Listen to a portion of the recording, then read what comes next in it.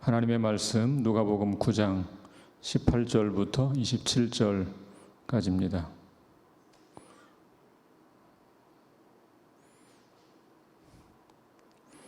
누가복음 9장 18절부터 27절까지입니다. 저와 함께 한 절씩 교독하는 시간 갖겠습니다. 제가 먼저 읽겠습니다. 예수께서 따로 기도하실 때 제자들이 주와 함께 있더니 물어 이르시되 무리가 나를 누구라고 하느냐? 대답하여 이르되 침례 요한이라 하고 더러는 엘리야라 더러는 옛 선지자 중에 한 사람이 살아났다 하나이다. 예수께서 이르시되 너희는 나를 누구라 하느냐? 베드로가 대답하여 이르되 하나님의 그리스도시니이다 하니 경고하사 이 말을 아무에게도 이르지 말라 명하시고 이르시되 인자가 많은 고난을 받고 장로들과 대제사장들과 서기관들에게 버림받아 죽임을 당하고 제3일에 살아나야 하리라 하시고 또 무리에게 이르시되 아무든지 나를 따라오려거든 자기를 부인하고 날마다 제 십자가를 지고 나를 따를 것이니라. 누구든지 제 목숨을 구원하고자 하면 잃을 것이요 누구든지 나를 위하여 제 목숨을 잃으면 구원하리라. 사람이 만일 온 천하를 얻고도 자기를 잃든지 빼앗기든지 하면 무엇이 유익하리요? 누구든지 나와 내 말을 부끄러워하면 인자도 자기와 아버지와 거룩한 천사들의 영광으로 올 때 그 사람을 부끄러워하리라. 다 같이 내가 참으로 너희에게 이르노니 여기 서 있는 사람 중에 죽기 전에 하나님의 나라를 볼 자들도 있느니라. 아멘. 예, 내일부터 3일 동안이 추석 명절입니다. 아마 코로나 때문에 고향을 찾지 못하는 분들도 있을 것이고 또 상황에 따라서 고향을 찾는 분도 있을 텐데요. 여러분 모두 안전하고 평안하고 즐거운 추석 명절을 보내시기를 주의 이름으로 축복합니다. 오늘은 본문의 말씀으로 바른 믿음이 무엇인가 생각해 보려고 합니다. 오늘 본문은 오병이어 사건이 일어난 이후에 벌어진 사건을 다루고 있습니다. 그 사건 이후에 예수님께서는 따로 기도하고 계셨습니다. 예수님은 중요한 사건을 앞두고 늘 기도하는 그런 습관을 가지고 있었습니다. 12 제자를 택하실 때, 사랑하는 제자들에게 기도를 가르치실 때, 십자가를 앞에 두셨을 때 그분은 언제나 홀로 기도하는 시간을 가졌습니다. 사랑하는 제자들의 신앙 고백을 확인하시기 전에 그분은 먼저 기도하는 시간을 가졌습니다. 제자들의 눈이 열려서 예수님의 정체를 바르게 알게 해달라고 기도하셨을 것 같습니다. 그리고 나서 예수님은 그의 제자들에게 묻습니다. 무리가 나를 누구라고 하느냐? 그때 제자들이 대답합니다. 어떤 사람은 침례 요한이라고 하고 어떤 사람은 엘리야라고 하고 또 다른 사람들은 선지자 가운데 하나라고 합니다. 이 대답은 당시 사람들만의 고백이 아닙니다. 현대인들도 예수님을 선지자 중에 한 명이라고 생각합니다. 어떤 사람은 예수님을 위대한 선생으로 생각합니다. 예수님은 도덕적으로 아주 탁월하고 고상한 인품을 갖춘 위대한 스승이라고 말합니다. 어떤 사람들은 인간 예수와 신앙 고백의 대상이신 그리스도를 구분하기도 합니다. 인간 예수는 한 사람의 선지자인데 예수님의 추종자들이 그를 신앙 고백의 대상으로 신격화시켰다고 주장합니다. 한 사람의 선지자로 본다는 면에서 본문에 기록된 당시 사람들의 평가와 거의 비슷합니다. 그들의 주장에 따르면 예수님은 단지 선지자 중에 한 사람에 불과합니다. 그런데 그 주장에는 해결할 수 없는 문제가 있습니다. 만약 예수님이 선지자 가운데 한 명이라면 왜 예수님의 제자들이 자기 스승을 따라서 순교했는지 이해할 수가 없습니다. 이 세상에 누가 자신들이 꾸며낸 신화적인 존재를 위해 한결같이 목숨을 버리겠습니까? 자신에 대한 사람들의 반응을 들으신 후에 이제 예수님은 제자들을 향해서 질문합니다. 너희는 나를 누구라고 하느냐? 너희는 나를 누구라고 하느냐? 원문을 보면 이 말씀에서 너희는이라는 대명사가 강조되고 있습니다. 그렇다면 이 질문에 담긴 의도는 무엇일까요? 사람들이 나에 대해서 그렇게 생각하는 것은 알고 있다. 사람들의 반응이 그런 것에 대해서는 이해할 수 있다. 내게 중요한 것은 사람들의 반응이 아니라 바로 너희들의 반응이다. 그러니 나는 너희에게 묻고 싶다. 사람들의 반응 말고 과연 너희는 나를 누구라고 생각하느냐?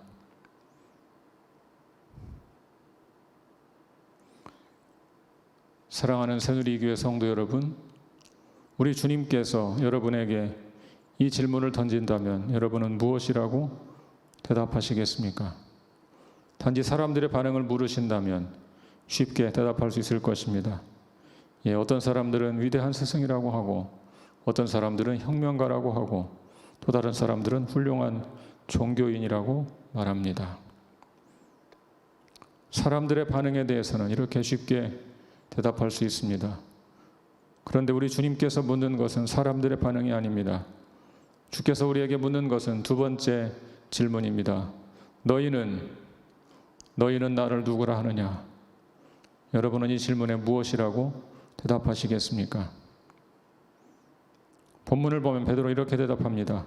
하나님의 그리스도시니이다. 하나님의 그리스도시니이다.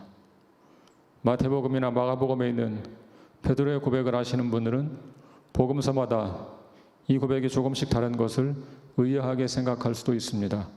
그러나 이런 부분들에 대해서 너무 의아하게 생각하실 필요는 없습니다.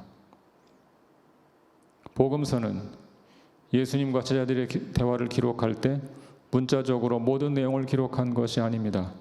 복음서는 그 대화의 내용 가운데 복음서를 기록하는데 꼭 필요한 것만을 요약해서 기록합니다.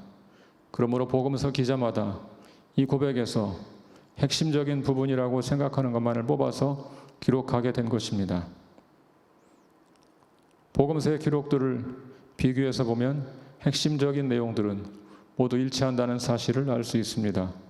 마가복음은 주님은 그리스도이십니다 라고 기록했습니다. 중요한 것만 간결하게 기록하는 마가복음의 특성에 따라서 마가는 아주 간단하게 그리스도라는 것만 부각시켜 기록합니다. 마태복음은 비교적 길게 기록합니다. 주는 그리스도시요 살아계신 하나님의 아들이십니다. 오늘 본문인 누가복음은 그리스도라는 말 앞에 하나님의라는 수식어를 붙여서 하나님의 그리스도라고 기록합니다. 마태복음의 기록보다는 짧지만 의미상으로는 비슷한 내용을 담고 있습니다. 그리스도는 구원자라는 말입니다. 그냥 구원자가 아니고 하나님의 구원자입니다. 단순한 구원자가 아니고 하나님께서 약속하신 바로 그 구원자라는 말입니다. 베드로의 고백은 아주 의미 있는 고백입니다. 이제 드디어 제자들이 예수님의 메시아적 정체성을 깨닫게 되었다는 증거이기 때문입니다. 우리 예수님은 기름 부음 받으신 구원자이십니다. 여러 구원자 중에 한 명이 아니고 바로 그 구원자, 곧 구약 성경에서 약속하신 바로 그 구원자입니다. 이제 제자들이 비로소 예수님의 정체를 바르게 알았습니다. 너희는 나를 누구라 하느냐? 하나님의 그리스도십니다. 우리 주님은 지금도 저와 여러분을 향해서 묻고 계십니다. 다른 사람들의 생각 말고 너희는 나를 누구라고 하느냐? 과연 여러분은 예수님을 누구라고 생각하십니까? 세상 사람들처럼 여전히 위대한 스승이라고 생각하십니까? 아니면 베드로의 고백과 같이 하나님께서 보내신 유일한 구원자라고 생각하십니까? 여러분 자신에게 정직하게 물어보십시오. 오랫동안 교회 다녔다는 사실 때문에 적당히 넘기지 마십시오. 습관적으로 관성에 따라 답하지 말고 솔직하게 자신에게 물어보십시오. 정말로 여러분에게 이런 고백이 있습니까? 오직 예수님만이 하나님께서 보내신 완전하고 참된 구원자라는 그런 고백이 있습니까? 만일 그런 고백이 없다면 말씀 앞에서 처음부터 다시 시작하시기를 바랍니다. 오랫동안 교회를 다녔다고 해서 저절로 하나님의 자녀가 되고 저절로 주님의 제자가 되는 것은 아닙니다. 우리에게는 이 고백이 있어야 합니다. 주님은 그리스도이십니다. 주님은 하나님의 그리스도이십니다. 주님은 그리스도이시고 살아계신 하나님의 아들이십니다. 오늘 이 고백을 주님 앞에 진심과 전심으로 드리시기를 바랍니다. 이 고백 직후에 예수님께서 자신의 죽음을 예언하십니다. 우리 22절 말씀을 같이 읽겠습니다. 22절 말씀 같이 읽겠습니다. 시작. 이르시되 인자가 많은 고난을 받고 장로들과 대제사장들과 서기관들에게 버림받아 되어 죽임을 당하고 제3일에 살아나야 하리라 하시고. 왜 주님은 베드로의 고백을 듣고 나서야 자신의 죽음을 말씀하셨을까요? 그것은 참된 그리스도의 길이 무엇인가를 이제 가르쳐 줄 때가 되었다고 생각하셨기 때문입니다. 이제 예수님은 그리스도의 길이 무엇인가를 가르치십니다. 그 길은 장로들과 대제사장들과 서기관들에게 죽임을 당하고 3일 만에 살아나는 것입니다. 자신의 길을 말씀하신 후에 이제 주님께서는 제자들의 길에 대해서 말씀하십니다. 23절을 같이 보겠습니다. 23절 같이 읽겠습니다. 시작. 또 무리에게 이르시되 아무든지 나를 따라오려거든 자기를 부인하고 날마다 제 십자가를 지고 나를 따를 것이니라. 저는 여러분 모두에게 주님은 하나님의 그리스도라는 신앙 고백이 있기를 바랍니다. 바른 신앙 고백은 바른 신앙생활을 위해 꼭 필요한 것입니다. 하지만 신앙 고백만으로 충분하지는 않습니다. 만일 우리의 신앙 고백이 참된 고백이라면 이제 우리는 이 고백대로 그리스도의 뒤를 따라야만 합니다. 오늘 우리는 예수를 그리스도라고 고백하는 것이 특별히 어렵지 않은 시대에 살고 있습니다. 그 결과 이 고백의 의미를 가볍게 생각하는 경향이 우리에게 있습니다. 때로는 이 고백과 이 고백에 합당한 삶이 분리되어 있는 경우도 있습니다.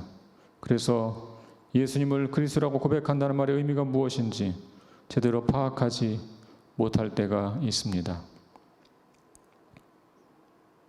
초대교회에서는 예수를 그리스도라고 고백한다는 이유로 목숨을 잃는 경우도 있었습니다. 목숨까지는 아니라도 최소한 그 사회에서 출세하는 것은 어려웠습니다.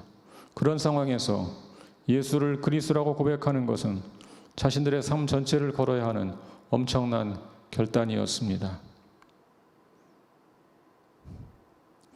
우리 시대도 여전히 신앙 고백 때문에 고난을 당하는 사람들이 있습니다.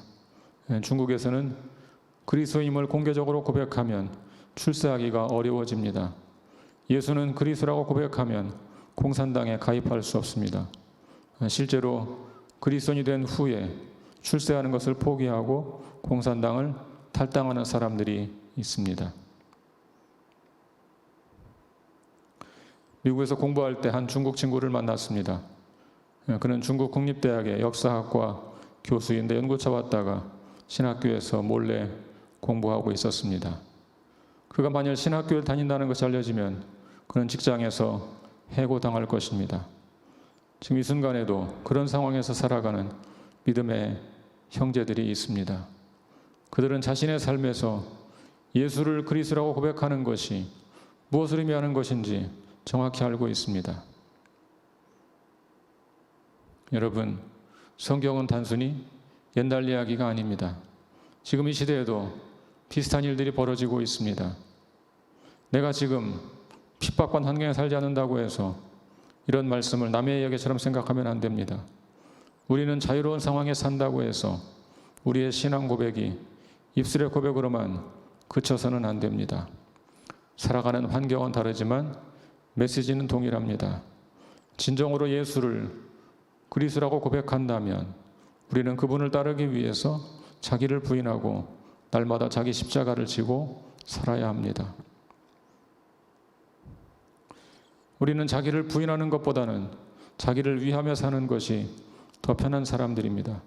자기를 부인하며 사는 것은 십자가의 삶일 수밖에 없습니다.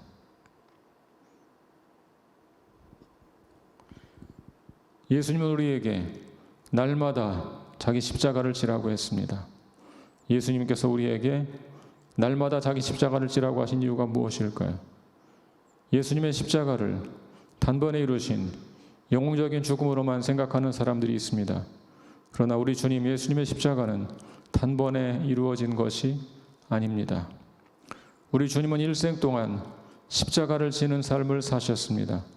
아니, 사실상 주께서 이 땅에 오신 것 자체가 바로 십자가를 지는 삶이었습니다. 주님은 하늘 보좌를 버리고 육신을 입고 이 땅에 성육신하셨습니다. 그분의 탄생 자체가 십자가를 지는 삶의 시작이었습니다. 그때부터 주님은 일생 동안 자기를 부인하고 날마다 십자가를 지는 삶을 사셨습니다. 가늠하다가 현장에서 잡힌 여인을 향해 군중들이 돌로 치려 할 때 주님은 누구든지 죄가 없는 자가 먼저 돌로 치라 말씀하셨습니다. 그 순간에 그런 행동을 하는 것은 거의 목숨을 건 것이나 다를 바가 없습니다. 아차 하면 그 돌이 자신에게 날아올 수 있는 그런 상황입니다. 주님은 아버지의 품을 떠난 탕자를 품기 위해 자신의 목숨을 걸었습니다. 그것이 바로 날마다 십자가를 지는 삶입니다. 평소 일상에서 그런 자기생적인 삶을 사셨기에 때가 무르익었을 시점, 그 결정적인 순간에 자신의 목숨을 바쳐서 세상 죄를 대속하는 십자가를 지셨던 것입니다. 영웅적으로 죽는 것도 고귀하지만 그보다 더 중요한 것은 날마다 자기 십자가를 지는 것입니다. 지금 여기에서의 삶이 중요합니다. 자기를 부인하고 날마다 자기 십자가를 지고 예수님을 따르려면 구체적으로 어떤 삶을 살아야 할까요? 한마디로 말하면 사랑하기 때문에 자발적으로 불편을 감수하는 것이 바로 십자가를 지는 것입니다. 사랑하기 때문에 자기를 희생하는 것이 십자가를 지는 것입니다. 이렇게 사는 것은 결코 쉽지 않습니다. 쉽지 않기에 자기를 부인하는 것이고 그것이 곧 자기 십자가를 지는 것입니다. 왜 우리가 그런 삶을 살아야 할까요? 그 이유는 단순합니다. 우리는 그리스도인이기 때문입니다. 그리스도인이라는 말은 그리스도를 따르는 사람, 그리스도를 닮은 사람, 혹은 작은 그리스도, 그런 말입니다. 우리는 그리스도를 향해 신앙을 고백한 사람들입니다. 주님은 하나님께서 보내신 그리스도입니다. 하나님께서 보내신 구원자이십니다. 그렇게 고백한 사람들입니다. 그러므로 이제 우리는 그 고백에 합당한 삶을 살아야 합니다. 우리의 고백이 참된 고백이라면 우리는 자기를 부인하고 날마다 자기 십자가를 지고 그분을 따르기 위해 성령의 인도를 따라 힘쓰고 애써야 합니다. 왜냐하면 주님께서 그렇게 사셨기 때문입니다. 어떤 분들은 이런 의문을 품을 수도 있습니다. 그렇다면 그렇게 살지 않으면 그리스도인이 아니라는 말인가? 제가 분명하게 말씀드리겠습니다. 예, 맞습니다. 만약 그런 삶을 살지 않는다면 그 사람은 진정한 그리스도인이 아닙니다. 제 말을 오해하지 마십시오. 율법적으로 완전 무결한 삶을 살아야 한다, 그런 말이 아닙니다. 그런 사람이 어디에 있겠습니까? 신앙 경주는 마라톤으로 비유할 수 있습니다. 마라톤을 하면 1등으로 들어오는 사람이 있습니다. 그러나 모든 사람이 1등을 할 수는 없습니다. 1등이 있으면 꼴찌도 있습니다. 신앙 경주에서 중요한 것은 1등이 아니라 완주하는 것입니다. 마라톤을 완주하는 것은 물론 어렵습니다. 그러나 기록에 제한을 두지 않는다면 건강한 사람은 누구나 완주할 수 있습니다. 우리가 자기를 부인하고 날마다 제 십자가를 지고 주님을 따르는 것은 마라톤에 비유한다면 완주하는 것입니다. 비록 속도가 빠르진 않더라도 포기하지 않고 때론 걸어서라도 끝까지 완주하는 것입니다. 빨리 달리는 사람에 비하면 달리는 것 같지도 않을 수 있습니다. 그럴지라도 천천히 계속 걸어야 합니다. 가다가다 힘들면 잠시 쉬어갈 수도 있습니다. 때론 주저앉아 포기하고 싶을 수도 있습니다. 그러나 끝까지 포기하지 않고 계속 그 길을 가야 합니다. 철로역정의 크리스찬처럼 천성에 이를 때까지 계속 걸어가야 합니다. 그것이 바로 자기를 부인하고 날마다 제 십자가를 지고 예수님을 따르는 것입니다. 우리 주님은 먼저 그 길을 뛰어서 완주하셨습니다. 수많은 신앙의 선배들이 완주했습니다. 이제는 우리의 차례입니다. 그리스도인은 그 길을 따르겠다고 나선 사람들입니다. 그리스도인이라고 말하면서 그 길을 따르지 않고 다른 길을 걷거나 일찌감치 포기하고 다른 속임수를 쓴다면 그 사람은 진정한 그리스도인이 아닙니다. 사랑하는 성도 여러분, 진정한 그리스도인으로 살기를 원하십니까? 그렇다면 바른 고백에 기초하여 바른 삶을 살아야 합니다. 오직 예수님만이 하나님께서 보내신 참된 구원자라는 바른 고백이 있어야 합니다. 그런 바른 믿음이 있어야 합니다. 더 나아가 그 신앙 고백에 합당한 삶을 살아야 합니다. 헬라어에서 믿음이라는 단어와 신실한이라는 단어는 같은 어원을 갖고 있습니다. 명사형으로 쓰면 믿음이 되고 형용사형으로 바꾸면 신실한이 됩니다. 무슨 말입니까? 믿음은 신실한 삶을 요구한다, 그런 뜻입니다. 다른 말로 신실한 삶이 뒷받침되지 않으면 그 믿음은 참된 믿음일 수 없다, 그런 뜻입니다. 우리는 모두 이 땅에서 유한한 인생을 삽니다. 주께서 허락하신 기간 동안 이 땅에서 주어진 삶, 허락된 삶을 삽니다. 내 인생이지만 나 자신조차 언제 끝날지 알 수 없습니다. 하나님께서 시작하셨으니 하나님께서 끝낼 것입니다. 우리 인생만 그런 것이 아닙니다. 성경은 이 세상의 역사가 바로 그와 같다고 말씀하십니다. 이 세상의 역사도 하나님께서 시작하셨으니 하나님께서 끝낼 것입니다.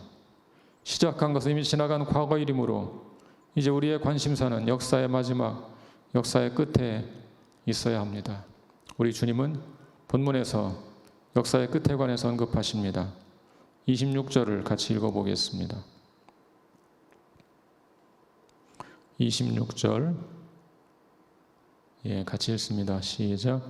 누구든지 나와 내 말을 부끄러워하면 인자도 자기와 아버지와 거룩한 천사들의 영광으로 올 때 그 사람을 부끄러워하리라. 무슨 뜻입니까?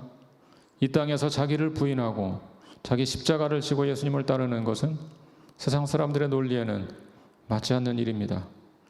이 세상의 논리는 무엇입니까? 내 자신이 너의 주인이므로 당당하게 자신을 위해서 살라는 것입니다.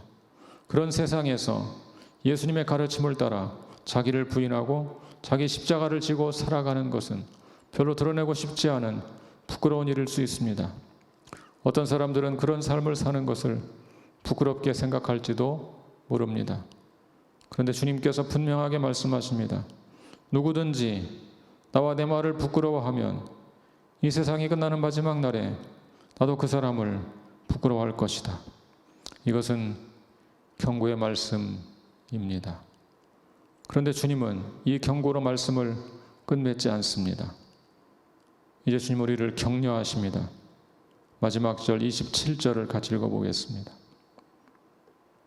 27절 같이 읽습니다. 시작. 내가 참으로 너희에게 이르노니 여기 서 있는 사람 중에 죽기 전에 하나님의 나라를 볼 자들도 있느니라. 여기서 말하는 하나님의 나라는 변화산 사건을 가리킵니다. 예수님은 변화산에서 영광스러운 모습으로 변형되셨습니다. 그 모습은 마지막 날에 있을 영광스러운 모습을 맛보기로 보여준 것입니다. 제자들 가운데 몇 사람은 죽기 전에 그 영광스러운 모습, 변화된 모습을 볼 것입니다. 우리 주님께서 그 모습을 보여주신 이유가 무엇일까요? 그것은 제자들을 격려하기 위해서입니다. 마지막 날에 있을 영광의 모습을 더욱 사모할 수 있도록 이 땅에서 맛보기로 보여준 것입니다. 믿음의 경주를 해야 할 제자들은 그 영광을 보고 크게 격려를 받았을 것입니다. 사랑하는 여러분, 그날을 생각하십시오. 그날은 지금도 오고 있습니다. 우리는 모두 그날을 향해 나아가고 있습니다. 그날에 결산할 것을 기억하십시오. 결산할 날을 생각하지 않고 주인의 것을 함부로 쓰는 자는 주인이 돌아올 때 부끄러움을 당할 수밖에 없습니다. 주께서 다시 오시는 날, 영광 중에 오시는 날, 우리 모두는 그분 앞에서 우리의 삶을 결산하게 될 것입니다. 성경이 말하는 그날은 물론 예수께서 다시 오시는 날, 재림하시는 날입니다. 그러나 우리 각 사람에게는 우리가 이 세상을 떠나는 날이 바로 그날이 될 수 있습니다. 우리는 길지 않은 인생을 삽니다. 순식간에 우리 각 사람에게 그날이 다가옵니다. 그날 영광의 주님 앞에서 부끄러움을 당하지 않고 감사 찬송을 드리려면 지금 이 땅에서 자기를 부인하고 날마다 자기 십자가를 지고 주님을 따르시기를 바랍니다. 어느 날 갑자기 한순간에 되는 일이 아닙니다. 어느 한순간에 영웅적인 결단을 내려서 할 수 있는 일이 아닙니다. 날마다 자기 십자가를 져야 합니다. 날마다 살아가는 일상의 삶에서 조금씩 더 자기를 부인하고 주님을 따라가야 합니다. 그런 매일의 결단이 구체적인 행동이 되어서 우리 삶을 수놓아 나갈 때 저와 여러분의 삶도 십자가를 지는 삶이 될 것입니다. 그렇게 자기 십자가를 지는 자는 마지막 날에 영원한 생명, 참 생명을 얻을 줄로 믿습니다. 우리 함께 기도하겠습니다.